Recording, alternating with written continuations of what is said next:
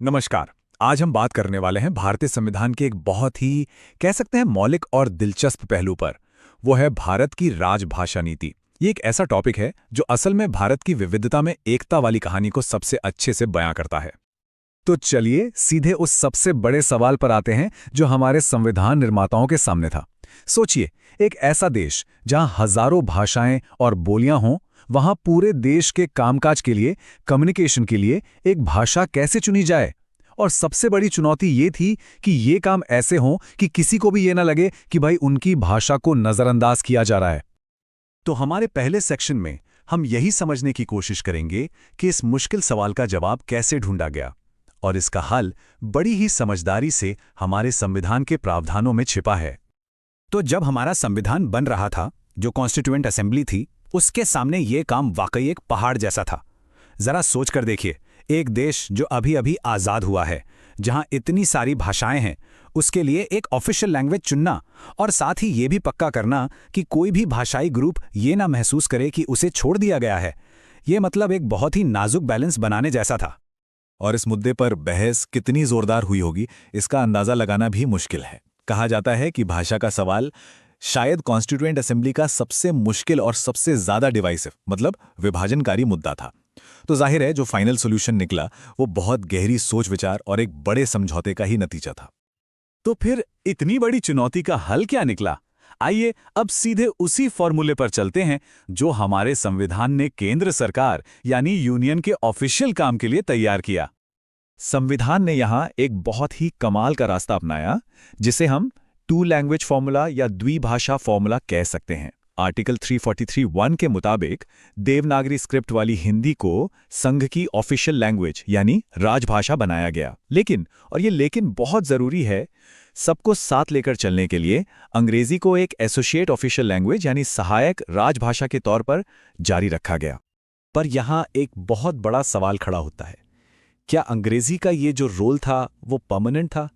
क्या संविधान बनाने वालों का प्लान यही था कि अंग्रेजी हमेशा चलती रहे? नहीं, असल में बिल्कुल नहीं। जो ओरिजिनल प्लान था वो ये था कि अंग्रेजी का इस्तेमाल संविधान लागू होने के बाद सिर्फ 15 साल तक ही चलेगा। आर्टिकल 343(2) में ये टाइम लिमिट साफ साफ लिखी थी।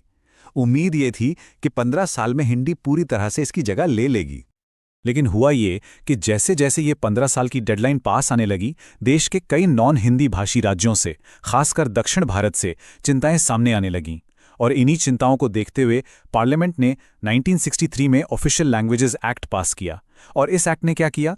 इसने ऑफिशियल कामों के लिए हिंदी के साथ साथ अंग्रेजी के इस्तेमाल को अनिश्चित काल के लिए मतलब इंडेफिनिटली जारी रखने की इजाज़त दे दी। ठीक है, तो ये तो हो गई केंद्र की भाषा की बात। लेकिन भारत में जो इतनी सारी भाषाएं हैं, उनकी जबरदस्त डाइवर्सिटी है, उसका क्या? चलिए अब ये देखते हैं कि संविधान ने देश की बाकी भाषाओं की सुरक्षा और उनके सम्मान के लिए क्या इंतजाम किए। इसका बहुत ही खूबसूरत जवाब हमें मिलता है संविधान की 8वीं अनुसूची यानी कि 8th शेड्यूल में। ये बेसिकली एक लिस्ट है, एक कॉन्स्टिट्यूशनल लिस्ट, जिसमें भारत की बड़ी बड़ी रीजनल लैंग्वेजेस को मान्यता दी गई है। और इसका मकसद क्या है? मकसद है इन भाषाओं को प्रोटेक्ट करना, इनके डेवलपमेंट को बढ़ावा देना। इससे साफ पता चलता है कि संविधान का इरादा किसी एक भाषा को किसी पर थोपने का था ही नहीं, बल्कि सबको साथ लेकर चलने का था।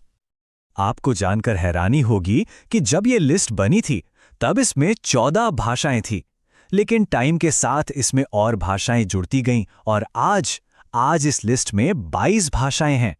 ये नंबर ही अपने आप में भारत की भाषाई समृद्धि का एक बड़ा सबूत है, जिसे हमारा संविधान बड़े गर्व से स्वीकार करता है।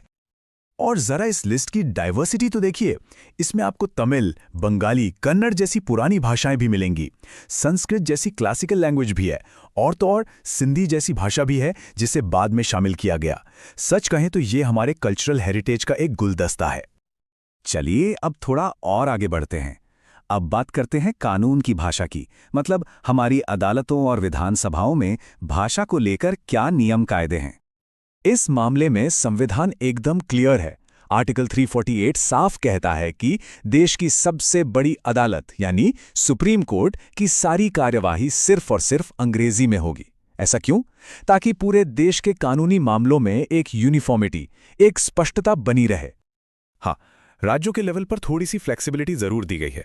हाई कोर्ट्स में भी कामकाज तो मेनली अंग्रेजी में ही होता है, लेकिन गवर्नर चाहे तो राष्ट्रपति की परमिशन से हिंदी या उस राज्य की ऑफिशियल लैंग्वेज के इस्तेमाल की इजाज़त दे सकते हैं। और जहाँ तक बात है स्टेट लेजिस्लेचर्स की, यानी विधानसभाओं की, तो वो अपना काम हिंदी या अपनी किसी भी रीजनल लैंग्वेज में करने के लिए आज़ाद हैं। पर एक शर्त है। शर्त यह है कि वो जो भी कानून पास करेंगे उसका एक ऑफिशियल इंग्लिश ट्रांसलेशन भी देना ज़रूरी होगा। और अब आते हैं सबसे दिलचस्प बात पर। हमारे संविधान निर्माताओं ने भाषा की इस पॉलिसी को कोई पत्थर की लकीर नहीं बना दिया। नहीं, उन्होंने एक ऐसा सिस्टम बनाया जिससे ये पॉलिसी समय के साथ इवॉल्व हो सके, विकसित हो सके। आइए उनकी इस जबरदस्त दूर की सोच को समझते हैं।